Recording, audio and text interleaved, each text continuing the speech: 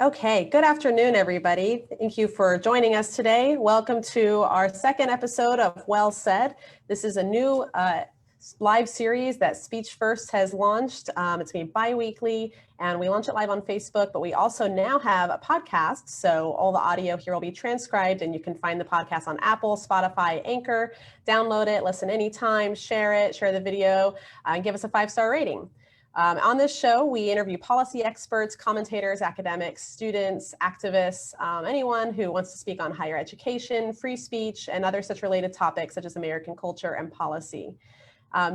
Today, we have Calvin Robinson. Calvin is a political commentator regularly published in the Telegraph and Daily Mail. He is a regular face on Good Morning Britain and Talk Radio, and is a senior fellow at the think tank Policy Exchange, where he focuses on education policy. Calvin, thank you so much for joining us from the UK. Thank you. It's an absolute pleasure to be here. Great. Normally we do these interviews in person, but we are doing Zoom today because you are abroad. Hopefully we can get you to visit DC one of these days and do something in person. That would be fabulous, yes.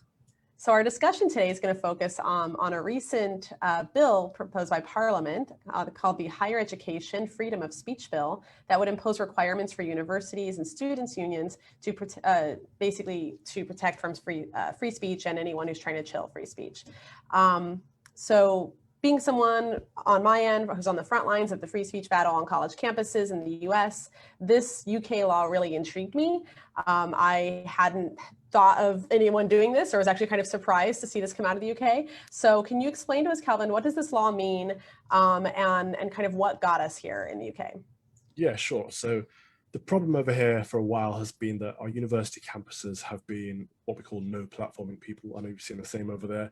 It started over here with our student unions, actually, which is quite a surprise because students should be the ones exploring and debating and challenging ideas. So it wasn't even the dons or the professors, it was the students that started no platforming people. And we've reached a point where we have kind of a homogeny at the moment in academia, and the lecturers, the students, everyone is part of a groupthink of what I would call wokeness, what other people might call social justice. And that's problematic because it's while it's well-intentioned, it's pushing the agenda that there is one approved narrative, and if you step away from that, you are deemed an enemy or a wrong guy, and that is kind of where we come into cancel culture. So the free speech and cancel culture have been directly related because of that. But there is a fight back, there is a challenge to it. A few organizations have emerged. Free Speech Union is one of them, which is an organization that was set up to protect individuals' rights to express their own opinions, mainly in the workplace. And then there was an organization called Free Speech Champions, which aligned itself with Free Speech Union, and that was set up to protect students who voiced their opinions in case anyone tried to affect their grades or their place in their university. And off the back of these organizations and through a lot of consultation, the government has put forward the Higher Education Free Speech Bill, which has, it was mentioned in the Queen's speech, so it is going to become a law at some point in this country. And what this essentially will do, and we don't have the ins and outs of it completely yet because it's not being defined, but what it will do is encourage free speech champions, much like this organization, but in every single university campus. So most or all universities will have to have someone who is responsible for promoting free speech, not just for making sure that it's not undermined, but for actively promoting free speech. And that gives so much freedom to people, because it means that if you are cancelled in a university campus, you will have someone on your side to have your back, to protect your right to express yourself. Yeah, so that's really interesting because you mentioned it was stated in the Queen's speech, and that's something that in America we don't really have, like kind of that regulation where if someone states something, then that means it's going to actually be required to be law. And so I'm kind of curious what Boris Johnson's involvement is in all of this, and then also if you could explain to our viewers just kind of, is this does this cross partisan lines? Is there support on various? I mean, I know you have obviously more than just two parties in the UK, so is there a lot of support from like the Labour Party and the Democrats and other folks in your parliamentary system? Unfortunately not, no. Okay. We are very lucky that the Conservative Party, which is the centre-right party over here, has a majority in government, or in parliament rather, which means that they can usually get new legislation through, because they've got an 82 majority at the moment. So most votes will go through, even with rebellions, and even if the opposition, which is the Labour Party, the left-wing party, opposes it. But what it means by going through the Queen's Speech is that when the government puts forward a list of bills in the Queen's Speech, these are the bills that they say they are going to enshrine in law at some point. And once they've reached royal assent, they are going to become British law, which is slightly different to the normal debate process where we'll have 3 hearings in the Commons and the House of Lords, the 2 different chambers. And there will, of course, be a debate and there will be scrutiny and there will be amendments, but it just means that this is going to happen rather than a hope, which is quite surprising because, you know, the government over here haven't really been that big proponents of free speech for a centre-right party. You know, there are a few elements within it that are really, really good and really sound on this, but as a whole, as a government, they haven't really been stepping up on this issue. And I believe that's, you know, they're fighting different fights with the pandemic and whatnot, so that might have some part to play in it. But no, it's definitely not cross-party.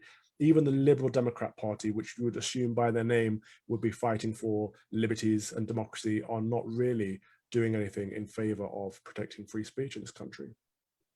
Yeah, well, and when I first saw this come out and saw a lot of the articles around it, I got me thinking, wow, the cancel culture in the UK must have gotten pretty bad for, you know, for a country that not, you know, the US prides itself on its First Amendment and its free speech in such a way, and it's gotten pretty bad over here with how actually unfree it is on the college campuses.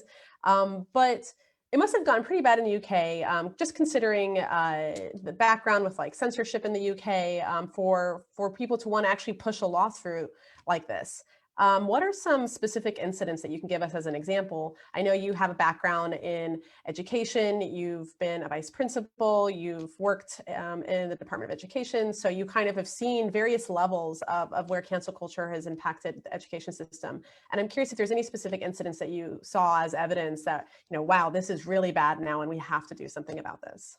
Yeah, I mean, it affected me personally. Earlier this year, I regularly speak at education events. I usually talk about either British values or in addressing political bias in education. They're my 2 main focus points at education conferences. People have often seen these talks. I do the same 2 talks, so they know what to expect. So I was booked in for an education conference to deliver the talk on political bias in education and addressing it. And I got no platform. I got uninvited from the event because people were saying they didn't want to speak on the same panel as me. And people were saying that they didn't want to be in the audience if I was speaking about this topic, which is astonishing to me because I'm literally talking about addressing political bias, and they are, you know, showing their political bias and not wanting to debate. So yes, it's very prevalent. I've witnessed it firsthand, but we're seeing it more and more. We've got lists up now on the internet of all of the people that have been cancelled, and it's becoming more and more prominent. So the government had to take notice. And one of the great things about this free speech bill is that it will let people hold universities to account. So you will be able to get financial recompense if you are cancelled or if they attempt to cancel you in some way. But you're right, it is strange for the UK to be having this challenge because we have a very different legal system to the US. As you say, your free speech is enshrined in your constitution, which is an amazing position to be in, but we don't have a written constitution, and our system is probably the inverse of the US. You know, over here we have rights and freedoms to do anything by default unless it's explicitly enshrined in law that we're not allowed to do that. That's been the way that common law has worked in this country for centuries. It's changing now as we become more European and copy the American system quite a bit in different things that we do, especially around COVID, actually, the limit of our restrictions I won't get into. But the fact that we're now reaching a point where we have to make these things explicit and we have to say you have a right to express your opinion in a university just shows how far we've come. Yeah, I completely agree. And that's something that I always found interesting, especially when I look at like Europe's reactions to what the UK does. How is the rest of Europe and the European Union responding to this? Do they have any comments? Do they even have an opinion? Because I know that cancel culture is pretty insidious in Western Europe, and it's gotten to a point where, you know, it's reached the highest levels of government. So I would just love to hear your thoughts on that. Yeah, well, diverging from the European Union has helped us in this aspect because the EU is very legislative heavy, let's say. they implement regulations on every aspect of human life, from, you know, the amount of time you can take to boil a kettle, to where you can buy those kettles from. Every aspect of our lives would be dictated under EU law and the way that they regulate. So moving away from that, the fact that we've left and, you know, Brexit happened means that we can have these differences in the way that we legislate around freedom of expression. But you're right in that it is prevalent all across Europe and all across the West, I would say, at the moment. Yeah. I can't think of a university, or actually I can think of one university that is a champion of free speech. That's the University of Buckinghamshire. Other than that, I can't think of any that are proud to proclaim the fact that you can debate openly on any issue in an academic sense. Yeah, no, that's a great point. I think it was a report I was recently looking at for Department of Education that came out of the UK. 1 in 4 students believe that violence can be justified as a way to prevent someone from espousing hateful views. That's What's a fascinating. hateful view, first of all? Even then, why is violence justified to respond to it? No, I think that's very fascinating. That reminds me of some of the things we've seen in the U.S. here. You know, where you mentioned student government or student unions in the UK on the campuses enforcing speech codes, and that's something that we also see on our end with student government associations. You know, they're actively trying to impose like financial regulations, laws, so that clubs can't receive funding unless they hold events on the supporting the boycott, divestment of and sanctions of Israel, or that they can't hold events or get money from the, you know, student government unless they are supporting critical race theory and holding events on those issues. So all of this is just like very, you know, it's the fact that students are actually trying to enforce this upon themselves, as you mentioned earlier, is really scary, because these are, like we've mentioned before, going to be future leaders of the world, and they're going to be they're going to come out the most educated, you know. So it's kind of, what are your thoughts on what this law could potentially lead us down, you know, a positive path, or do you think that it's a lost cause, or what do you think the future is going to look like for these students? I think this law is fantastic. It will really, really help us. The campaign groups like Free Speech Union, Free Speech Champions, Don't Divide Us, which is one that I work with. These campaign groups have been fighting for our civil liberties and fighting for our freedom of speech for such a long time. So to be armed, to be equipped by the government is going to really help us in that cause, and we can spread the message of why free speech is so important. Because there is a divergence there of thought and opinion as well, in that a lot of people on the hard left see free speech as a weapon. And they see it as a form of fascism almost. It's really, really strange. So we need to break down their reasoning with, ironically, debate. And you mentioned, you know, these really, really biased, ridiculous institutions in America that are saying, you know, you need to subscribe to critical race theory or subscribe to that before you can be a member. And I'm so sorry to see Trump's executive order be renounced, because that anti-stereotyping executive order was some of the best legislation I've seen in a long time, in that it said, okay, if you are an institution, a public body or a university that says that you're racist, your public funding will be cut, because we don't believe in racism. It's a bad thing and we don't want to see it done. And I thought that was great, because that was really calling their bluff. And it was also enshrining in law that you cannot stereotype based on sex, gender or race. These things are things that we consider immutable characteristics, the things about ourselves we can't change. So of course you shouldn't stereotype or discriminate based on them. And, you know, love or hate Donald Trump, that executive order was fantastic. So to repeal it is a very weird statement to make, you know. And I get it's about party politics between the Democrats and the Republicans, but at the same time, if something is a very liberal, progressive document that both parties should ideally subscribe to, it's a very weird thing to repeal it. Right, completely agree. Anyone who's watching live, feel free to submit questions. We can get to those at the end of the discussion. Calvin, what is the response of students and professors on the campuses to this law? Is there a lot of criticism? Are they quiet on it, or do they, you know, support it? So I've heard through the grapevine from a few vice deans, vice chancellors, and you know, principals, those kinds of roles that have, when they get together, they discuss these issues. And they've even said, so a lot of them in our country tend to be left-leaning. You know, in academia, 80% of academics are left. Our country too, so. Right. That's a problem in and of itself, but at least they tend to recognize it. But they are surprised, they're taken aback by how much further the students have gone. So on the left, they tend to think, you know, it's a cliche, but they tend to think that they are right and therefore good, and anyone who disagrees with them is wrong and therefore bad. Whereas on the right, we tend to think that, they're just wrong, not necessarily bad. We have different perspectives. But the problem with that mindset is that because they think they're morally superior, they don't understand the logic behind exploring different views, because they don't assume that they could be wrong. Whereas, people like me and people, I assume like you, people on the center right or in the center of politics tend to think, well, I believe this, but is it right? And that is an exploration of the truth. And everything we do, I think, should be an exploration of finding the truth. But at the moment, in the student cohort, it's all about my truth. And I don't know what that means. I think it's, my personal perspective, my personal opinion. But when we label it my truth, it gives it an objectivity that is incorrect and very worrying.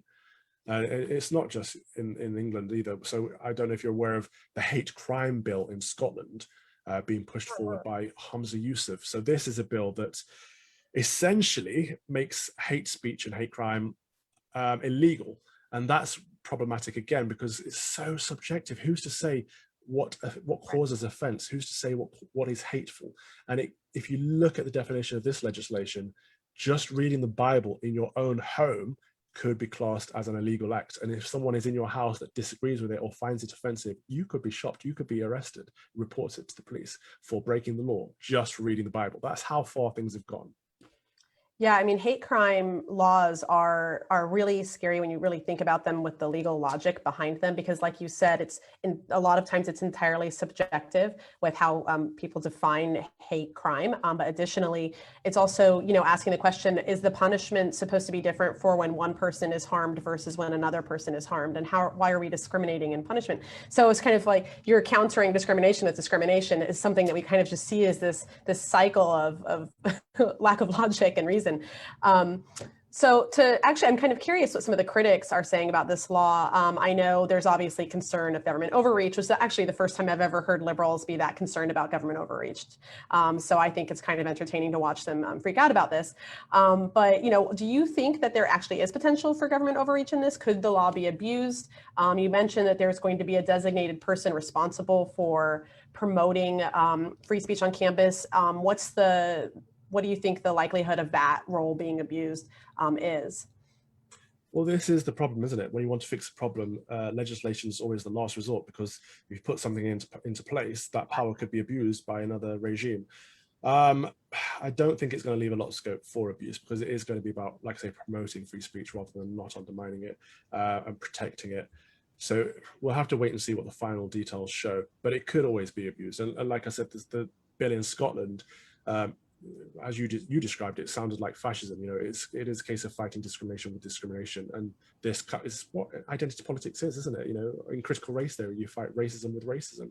But the problem, from my perspective, is that the backlash hasn't been big enough. So on both sides. So this higher education bill, we haven't heard a lot of enthusiasm around it outside of free speech campaigners, and the hate crime bill or the hate speech bill, we haven't heard many people complaining about it outside of campaigners. And we've reached a point in this country where you can be reported to the police for a non-crime hate crime, and that will stay on your record. So even if you're not found guilty of committing any crimes, you will have a record of committing a hate crime. It doesn't make any legal sense. It doesn't make any logical sense. It doesn't make any moral sense. So I'm hoping, I'm praying that this new law actually can undo some of that, but we've got a lot of unraveling to do. Yeah, I'm kind of curious. You mentioned kind of these being reported on if you're doing something, that could be suspicious or deemed bias. That reminds me a lot of what we see on college campuses in the US, which are these things called bias response teams. Sometimes they go by other names, but essentially it allows students to report on one another anonymously on whether or not someone has done something offensive or that they didn't like or bias. And it could actually go on their permanent record and, affect, they could actually be punished, be forced to go through diversity training. And it's very legally questionable. And there are a lot of our cases at Speech First have been kind of centered around this. But I'm kind of curious, with the university systems in the UK, do you see something like that on campus? Do they have, these types of reporting systems in place on the campuses? I'm curious also just kind of how UK systems or university systems differ from the US systems, and that does it actually how enforceable is this all by the government, essentially, like private versus public, and how much influence can you have there? Oh, so the bill itself is very enforceable. So all of the university bodies are held to account by the government in some way, shape, or form, usually through funding. But there is, yeah, it's not very devolved, thankfully. But there is also a very, what's called it, like a snitching culture, I suppose, in that student bodies tend to now have these weird roles like diversity officer, or I don't know, inclusion support officer, or there's usually someone with a very fluffy title that essentially means we want to make sure that you're not saying anything that causes offense to people. You know, offense crime police, and even the real police at this point. There was a case very recently where some of our police officers were stood outside a billboard that said hate crime. It said causing offense is an offense, and they had to be corrected because, of course, causing offense isn't an offense in this country yet. But that's the road we're going down. So in a university setting, you can report someone on most of these student bodies if they have caused offense to you. And the problem is that, you know, they're going to lean on the assumption that you've done that on purpose, because intent and context are no longer relevant. So it's not even a case of what you said, it could, or how you said it. It could just be the actual words you used. Language has been weaponized in that way. I find it also problematic and quite terrifying, actually. I completely agree. Do you see this as kind of a door opening for the UK to now pursue other kind of either laws or just tendencies towards various freedoms, similar to like what we have in the United States in the First Amendment? What do you foresee? I just keep in the back of my mind recently, you know, Prince Harry over here said something about the First Amendment in the US being absurd. So I'm just kind of curious, is that a general way of thinking in the UK, or do you think there's like an opening here to start being more free in the UK? No, Prince Harry, bless him, is entirely woke and he's a lost cause, and I try to disregard everything he has to say. I think your First Amendment is fantastic, and I wish we had something like that at this point, because the way our law used to work with the common law was great, but it doesn't happen that way anymore. We don't have our freedoms unless it's explicitly we're told we don't have it. It's flipped around. So it would be great to have something, although I don't want a written constitution, because that can lead to abuse in so many ways. Right. But what I would like to see is our current laws enforced more. So we already have the Education Act of 1996, which states that education organizations have to be politically neutral. But we see so many of our schools, for example, teaching critical race theory, the idea of white privilege as fact. And that's, again, very divisive and harmful for young people, but no one's clamping down on them. No one's enforcing the laws that we already have. So I don't really see the point in creating too many new laws unless we're going to do something about them. Yeah, no, I completely agree. I think that would be quite interesting just to kind of see what the next steps are. You said it's going to take about 4 years for this law itself to actually be enforceable. Well, they've got 4 years to implement it. So it has, because they mentioned it in the Queen's speech, they have this government term to implement it. So there's 4 years of this term. So they could put it in practice tomorrow if they wanted to. They'll get around to it. So I don't think it will take the entire term to enact, but it just means that we will have it within that period. And I'm kind of curious if you have been keeping a close eye on just what's been going on in the US with cancel culture and attacks on free speech. What do you advise us to do? You obviously, like, we have very different governmental systems. Do you think there's something from this law that the United States could take away and learn from? Or what are your thoughts on kind of what we're going through and what we're doing in response? Well, the problem is we tend to be following you guys. We tend to be, you know, a good 6 months behind you. So my advice would be, please, America, get your act together so that we can copy you. I think because of the way that your university system works and it's so, you know, devolved, it's very difficult to have a legislation that applies across the board. But it would be great if you could make sure that your First Amendment is, like I say, enforced, and kind of that universities are a safe space to use their own language against them for people to debate and criticize and have transparent conversations and explore ideas, even the bad ones, or especially the bad ones. You know, the reason that critical race theory is so prominent right now, and all of these identity politics, queer theory, gender theory, are all doing so well at indoctrinating young people, is because we're not allowed to critique them, and we're not allowed to challenge them, because to do so is to be a bad or evil person. So we need to explore academic debate again, and not turn it into a morale issue, and turn it into an ethical issue of like, we're not subscribing to these ideals, we're debating them and seeing how they can improve society or not. Yes, with no contradictory ideas, we're just going to keep spiraling down these odd paths, and no one's going to stand up for what's right and what's the truth. I like that line. We're going to finish on that. America, get your act together. So that's a Please. message to take away. Great. Well, thank you so much, Calvin, for being on this week's episode of Well Said. To everyone who's watching, send me topics that you're interested in hearing us talk about at info@speechfirst.org. Put in the subject line "Well Said" topic suggestion. Always happy to hear from the audience. Like I said, we have a new podcast now, and so you can download us on Apple, Spotify, Anchor, and share us on Facebook and YouTube. Like I said, this is Well Said. It's live bi-weekly show where I interview policy experts, academics, students, activists on higher education, free speech, and other related topics such as American culture and policy. Thank you again, Calvin, for being with us today. I'm Sharice Trump, and this is Well Said. My absolute pleasure. Thank you very much. Thank you. Bye.